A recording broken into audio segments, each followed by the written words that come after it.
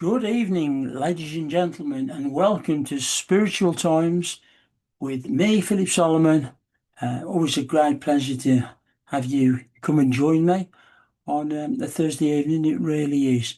And this week I'm going to look into something that a lot of you have asked me about that you feel that you could do with a little bit more knowledge on.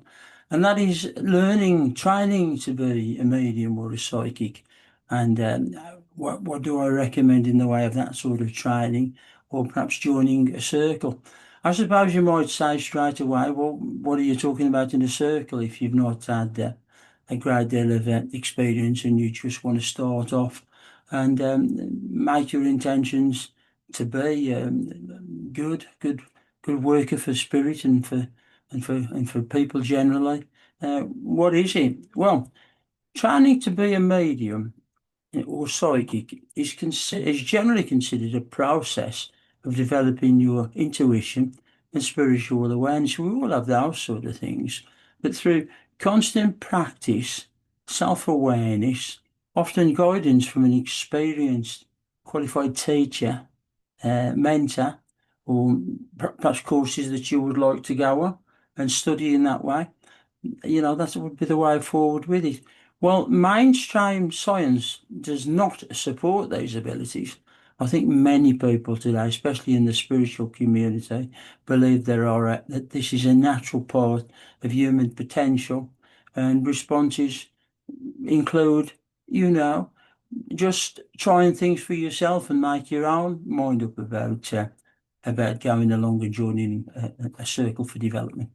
Now, most circles you will find generally are done at spiritualist churches, where you go along and you sit. If you're just starting out, just sit with a group of what they call newbies, fledglings, whatever, all sorts of funny words. But really, it means you're there and you want to learn about what it means to be able to do the work that you feel that you're drawn towards doing.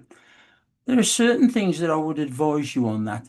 Try to go and sit in a circle with a mentor or teacher that you've seen work, and you know that he or her are good at what they're teaching.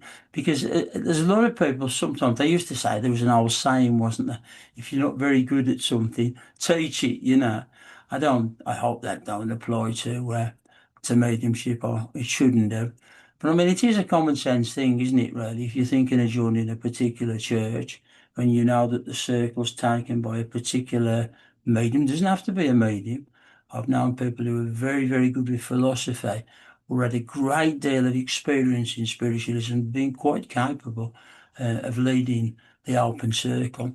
The open circle, like I say, is where everybody goes along and learns to have a little go. But more important, really, it should teach you what spiritualism and what the work is all about. It's like a very simple, basic introduction, if you like. But a good circle will quickly get you having a little go, so to speak. And what do I mean by have a little go? Well, trying messages and trying to give what you get and having the confidence to do that, because that takes a long while sometimes to get to that level of confidence.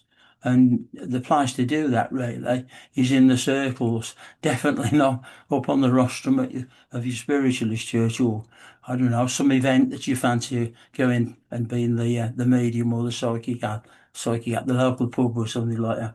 Uh, you've got to be better than that, really, and you've got to work at it. So, what does it mean then? Well, a circle really is a group gathering. A circle can also refer to a group of people who meet regularly for spiritual purposes. The open circle can sometimes where you just have a good old chinwag about all sorts of things, and your medium teacher or just teacher should be able to explain all those things to you. It makes me itch in my little studio. I don't know why. Yeah, you meet regularly, usually once a month or once a week. Sometimes it depends on how the teacher wants to take you forward. And it's called a development circle. Some call it a wisdom circle. And I quite like that, really, because it's wisdom that you're learning and building on that, you're not necessarily, able to develop without it. Shared practice activities can include guided meditations, learning to do simple meditations, discussions of spiritual philosophies. I think it's important if you want to do this work, you should have an understanding of the philosophy of our way of life, the spiritualists follow. And I don't think you really should be going forward with it if you don't study that really. Equality and support. Participants, particularly in a circle, can learn to visualize and reinforce the ideas that all people, from whatever their background, however well-to-do they are, or ever, whatever car they drive, whatever big house they live in, or, people from the flat on the council estate, they all have the same potential in that open circle, and a good teacher developer will make that very clear to all and sundry. If you find that, well, we have one that crops up regularly, students will say to me, oh, John favours this one and that one, he never seems to spend a lot of time working through them and sort of giving them advice less than others. Well, what you should do in that case is ask to see after the circle, your teacher, your medium teacher, or whatever he or she gives their title. It can be lots of things really. And explain your feelings and explain how you feel and how you think things are going forward. Because you got to be happy in a circle. If you're not happy, don't waste your time turning up there week after week upon week. And eventually you might find collective wisdom. I think you get collective wisdom. That's a note that I've made, and I think that's good. The group setting amplifies the power of intention and allows individuals to receive support and different perspectives from others on a similar path, facilitating profound personal and often collective proof that you have something there through, perhaps giving little messages to one another. And one of the always things that I always place a great deal of emphasis on, right from the very start, you gotta have confidence to do that. You're not on the local theatre, are you? You're not demonstrating at a big spiritualist church. You're just in a circle of learning. And that is the time to learn to have the confidence, whatever comes into your mind, just give it and give it to who you feel it's appropriate to, who it belongs with. Now, people have said to me that they've sat in circle, and this is another one that they complain about. They know that they're getting good messages, real messages, and yet it doesn't seem that certain people accept them, and it's always no, no, no. Don't let that upset you, really. It would do, of course it would. But I always say, in studying spiritualism, mediumship, or becoming it's just a psychic, it's different to a medium, but I've told you this before. But knows will progress you in lots of ways, just as much as everybody saying, oh, yes, yes, yes, I understand that. Because you'll think about those no's. Are they really no's? Have you seen this person always being sort of awkward and saying no to what everybody says? How I'm putting this, you'll understand. I keep things on a very simple level, straightforward. But if you feel that that's the case, then, you learn from your no's, because you're not the only one who's getting told that. But my old piece of advice, don't sit there and keep on trying to give more and more to that person, if they're obviously going to say no to everything that you give, because it happens. I once remember, outside the circle, this is, but a gentleman who had been involved in spiritualism for many, many years, and it was sad really, because I used to get his wife through so strong, and I'd give him messages that I knew he understood. No, absolutely not. No, can't understand that. Why was he like that? I really don't know. But at the end of the day, I had to think to myself, well, I'm sorry for the lady who's coming through, but your person in this world obviously, well, not doesn't want to hear them from me. You have to hope, and we'll all hope for you that you'll find someone, the person who's saying no, no to everything. This is that you can listen to and accept.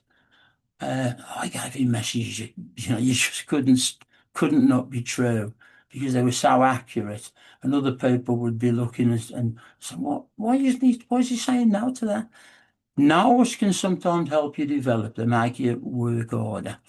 Now, I think it's important as well when you get into a circle to give it what it deserves. You've got to turn up every week or every month. You can't think, oh, well, I'll go one and then I'll have three off, then I'll go for 5 weeks solid or whatever. You've got to try your best unless you're not very well or something comes up that you can't attend your circle. You've got to try to go there. And I think another very important thing to think about is you're becoming part of a deep listening core component, combined, if you like, as a group like that. And it often takes practice of listening from the heart and from spirit, you know, and, by being together in that deep understanding group, should be, it's not always, you can have people who be awkward, but it can help you to go forward and sort of do the things that your heart wishes you to do. Well, what about your teacher? What should you be looking for in your teacher? Well, I think one of the first things to look for. Well, I'll tell you what, just before we go on to that, we'll talk about the advanced circles. Now, I've taken and taught beginners circles and advanced circles. I even took something once called the super circle. I won't bore you with that. It was where myself and another wonderful lady medium decided that we were going to try and find some people who are very, very talented and if we could help to go forward and, be proving the truth of spirit very, very accurate. There's only about 10 in the group and they all went on to do very well. But what you might be offered after a short period of time or the time that you need in the open circle is the opportunity to join what they would call the advanced circle. Now, you're not going to be learning so much about the philosophy. You may be, but what you're going to be learning in there is really how to have the confidence to give your message to the person it's for with very good clarity. Pardon me, learning not to overcook what you get, how to just give what you get. A lot of people find that very hard to do. And the other one, if you're giving a message from a woman on the other side for a gentleman in this world, and you say, oh, I can see this person, they're standing right beside you, and they're giving me this message, then you've got to be working at a level that you can give the name of that person, minimum the first name and description of that person. So many people today, pardon me, they're just what I would call descriptive medium. Just have a think of this pot, forgive me. They're just what I would call descriptive mediums. There's nothing wrong with that, I suppose, as long as the evidence that they give is so accurate that it can be accepted.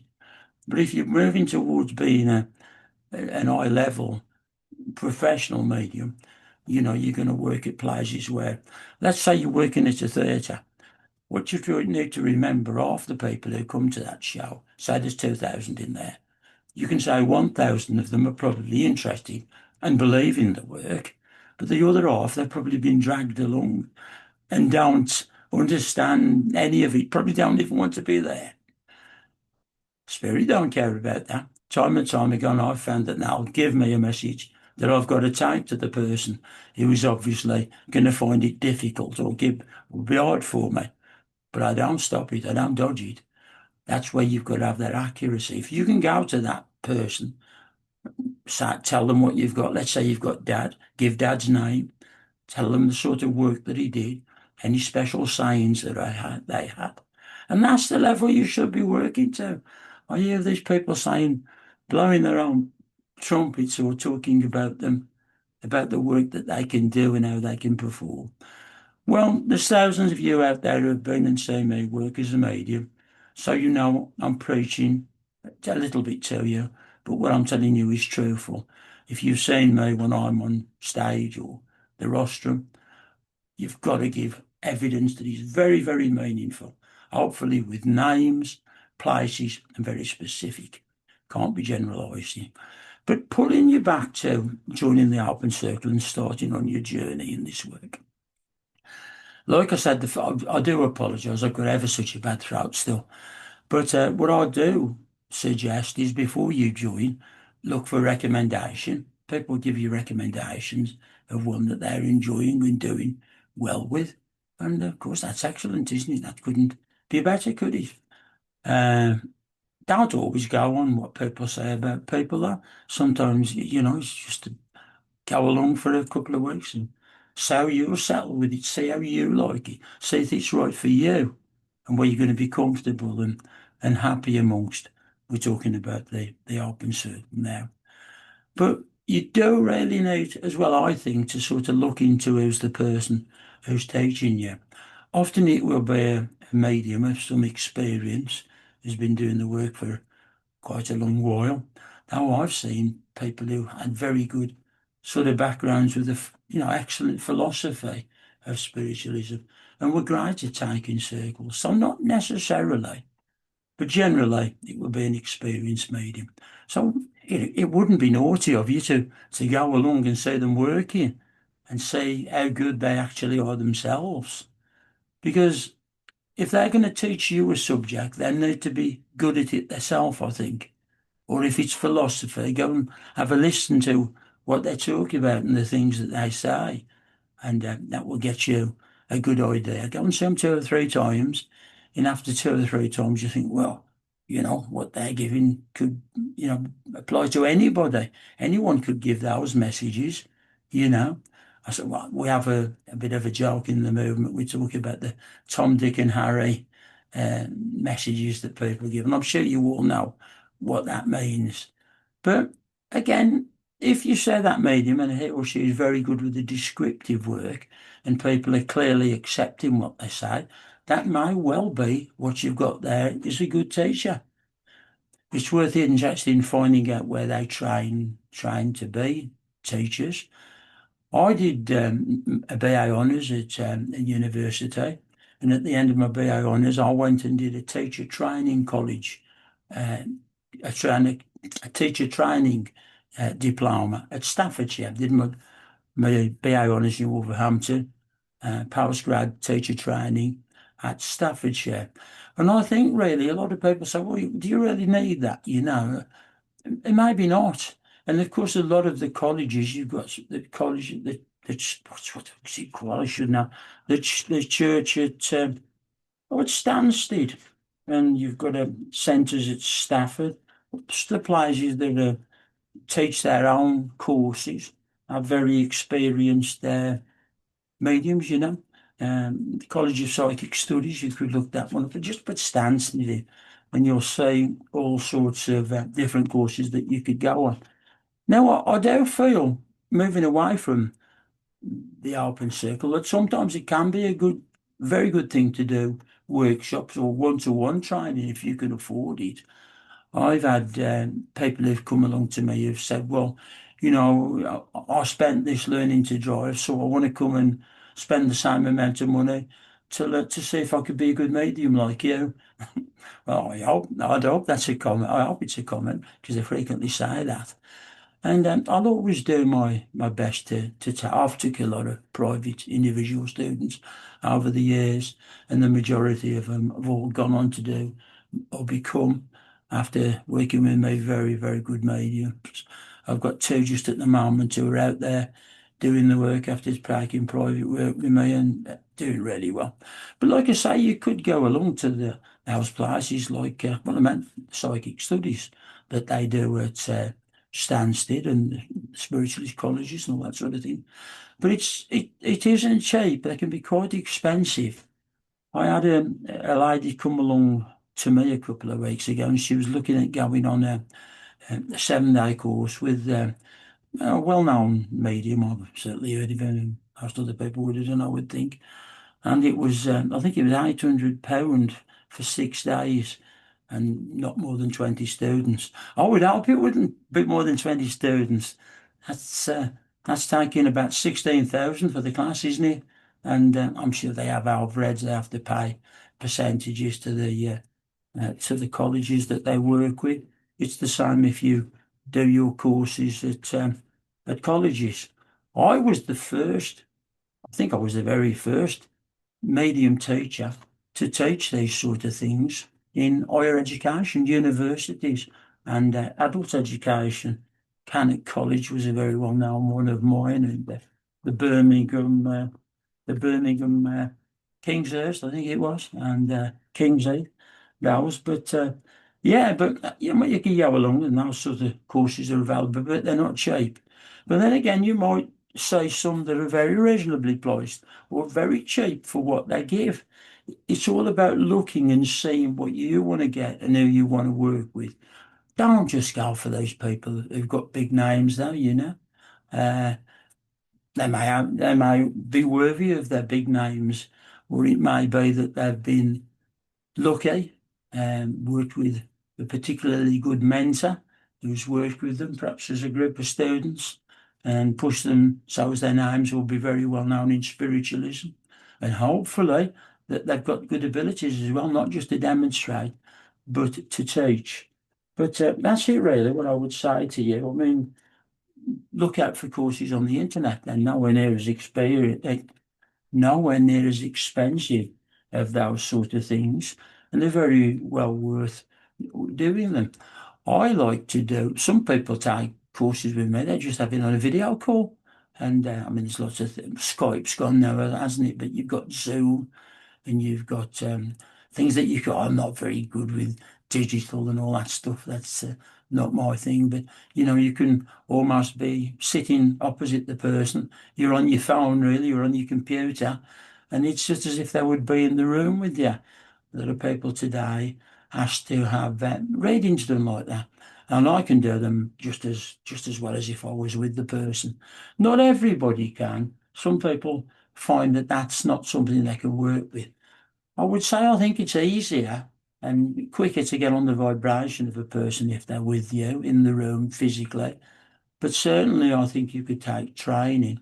And if you look round and look for it, you might even say, sort of groups and workshops that are being offered with, you know, perhaps 12 to about 20 students, and you can join in. Find out what the cost is. Find out what the cost is, because sometimes these things can be more expensive than what you think.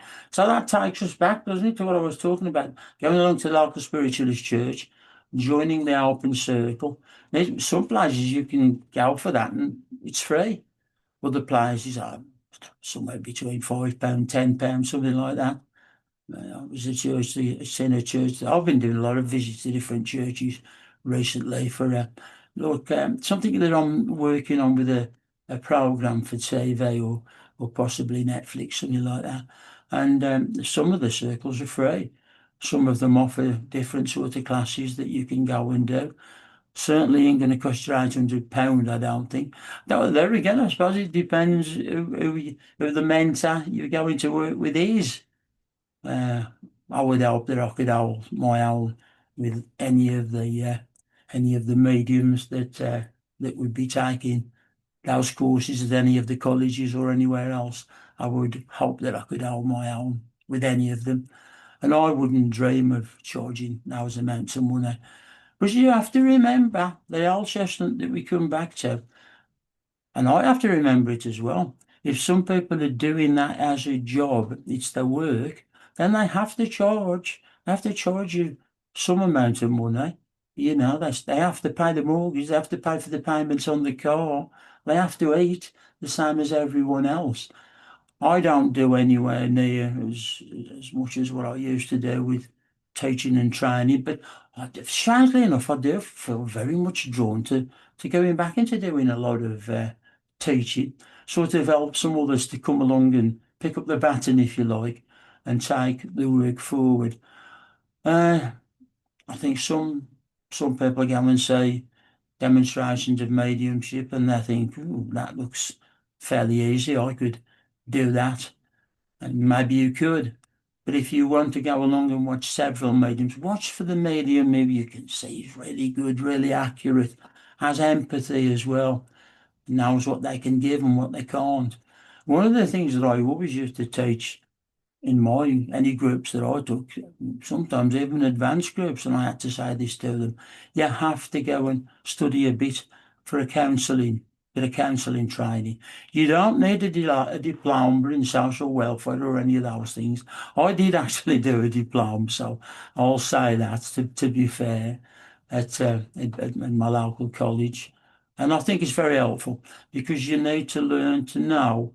I'm saying to you very much, give what you get. Just give the person what you get. But you have to sometimes look at situations where you might have a grandma coming through or a mother coming through or something like that. And you link into a teenage girl who you can clearly say that there's a baby on the way and she's not, married at that time, or she's not settled, and she's sitting next to mom or auntie or someone. You can't just blurt that out. Did you know you're having a baby? You can't do that. You've got to find a way to present that in a way that she'll understand, but others won't know what you're getting at. You could say, so you need to be taking it easy in the next 9 months, and focusing on big changes in your life and what you want to do. She'll know what you mean.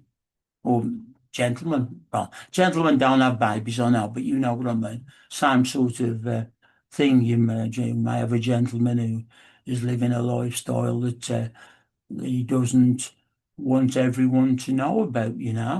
And as a medium, you can't just, blurt that out. You've got to find a way to offer empathy, support, but do your job because that's what you're trying to be, an accurate medium who is teaching. We've come away a little bit from circles, and I'm just trying to look at a lot of the questions that people have asked me.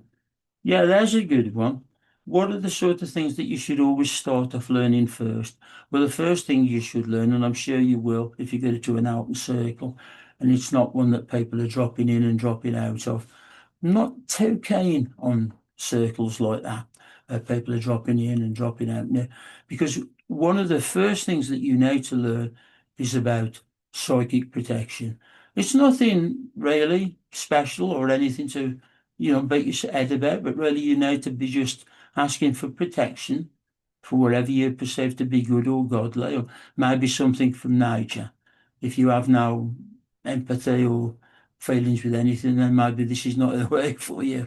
But you take my point. Think of something that's good and godly if possible, and ask for protection for yourself while you do the work, while you do your learning, and for the circle as well that you're in.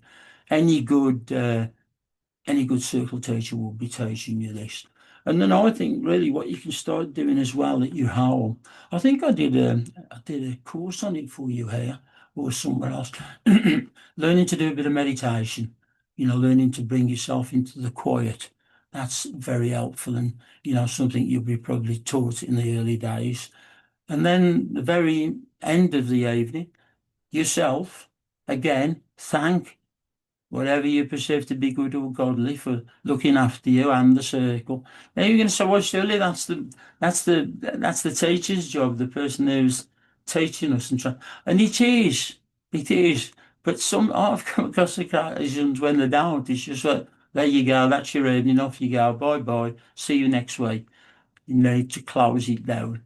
I'm not going to start talking about attachments because if you start talking about attachments, bringing things home, back to their home, which they don't want, and picking up energies that they're not comfortable with, it does happen. But as long as you practice psychic protection, as I have mentioned to you here, very simple little prayer to what you perceive to be good and godly. Ask for protection while you're doing this work tonight or today or whenever you're doing it, and close it down with the same little prayer, and everything will be fine. Never have any problems as long as you do that. The one other thing, I suppose, that seems to be coming back with a great deal of popularity. Years ago, Mom used to do everything in spiritualism, really, fabulous medium, very good development teacher, president of her own, of the church that she was also the church medium for. And what we used to have at those times, a lot of things that they call home circles. It's basically doing what I've just told you here. you get a group of people who meet once a week or once a month, whatever you. Once a week is better if you can do it because it doesn't give you time to, forget about things that you need to be covering or, you don't have to go over old ground. Now, again, that's something that the person who's taking charge of it will be aware of and watching out for. But arm circles, they're just really where people get together. Maybe there's half a dozen of you, and you know of a lady or a gentleman who's a experienced medium. And if it's six of you, it's not going to be as costly for you as perhaps taking individual, training with that gentleman or lady. But there probably will be a charge. Not necessarily. My mum used to go along and do arm circles for nothing. And bless her, that was her way. But as I say, the world we're living today, you do need to, it's an exchange of energy, isn't it? And you need to get paid for those things. I'm just trying to think anything else that you've asked me about it over the years, you know. What else is it that you've asked me about? Oh, ethical considerations I made a note of there. I suppose that's the one to be thinking of. Ethical practice is paramount, really, in mediumship and psychic work. It's important to approach the path of development with integrity and a commitment and a desire to help others. And the commitment to being honest and transparent is also very important. Avoid manipulation or making unfounded claims. I've had some people in the world make some lovely claims about me, very famous people. And I'm an ordained Reverend minister with the Christian Spiritualist Society as well, but I very rarely mention it, but people will. And but try and avoid that if you can.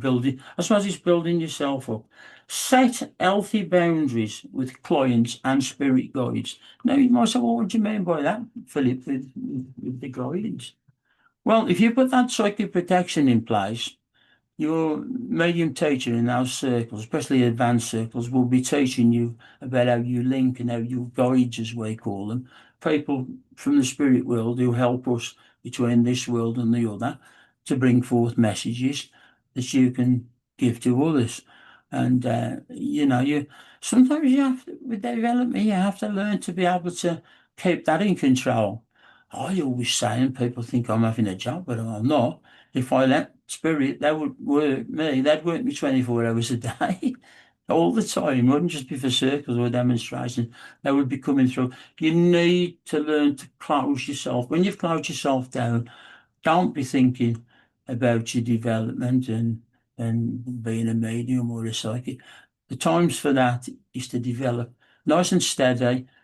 Integrity is very important as well. If you're living a life that you know is not the sort of life that is good for you or for others around you, then I've often found that many people who've taken development find that they can come away from that and be very, very good mediums or psychics. Now, I'll have to say, I sometimes get fed up of saying it, but I'll have to remind you there's a big difference between a medium and a psychic, and especially in the way that they work. As a medium, what you do is you link with spirit from the other side, with those guides that I've just mentioned, looking after you and bringing things forward that you can work with. Whereas if you're working psychically, you can maybe still link to the other side and cross over a little bit. But generally, you're working really on what we call a psychic level, which means that you're sort of reading that, having a look at that person's aura. You're using your feelings of what they have, and you might be talking about very general subjects and giving them wonderful guidance for their life. But a medium's work is different to being a psychic. So you really need to learn that right from there. Well, I've taught it, you've probably had your first lesson tonight, haven't you, with me, if you're newbies. But it's important to know that and read a little bit around it. You do need to have an integrity as well, and I think that can develop. I once worked with a gentleman who'd, how can I put it, had lived a very colourful life, including including the time in prison. And he got very interested in reading books, very well known name as well. I'm not going to say who, but very interested in books and wanted it to change his life. And it did. It put him on a pathway of being kind and helpful, and rather than hurting people, to helping them. And spirit can do that through you. The spirits never want to hurt you. They always want to look after you and help you to develop and be the best that you possibly can in the work that you're doing.